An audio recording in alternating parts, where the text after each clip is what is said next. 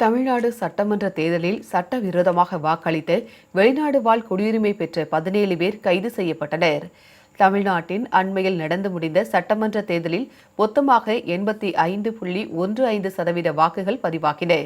இதில் வெளிநாடுகளில் தங்கியிருந்தவர்கள், பணியாற்றுபவர்கள் விமானம் மூலம் தமிழ்நாடு வந்து ஆர்வமுடன் வாக்களித்தனர்.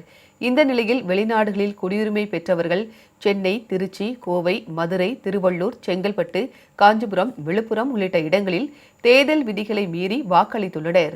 இதனை அறிந்த தேர்தல் ஆணையம் அவர்களின் விமான பயணத்தை ரத்து செய்ய வேண்டும் என விமான நிலையங்கள் மற்றும் குடியுரிமை அதிகாரிகளுக்கு நோட்டீஸ் அனுப்பியிருந்தனர். இதையடுத்து அதிகாரிகள் விமானம் பயணம் மேற்கொள்ளும் வெளிநாடு வாழ் இந்தியர்களை தீவிர சோதனைக்கு பின் அனுமதி அளித்து வந்தனர்.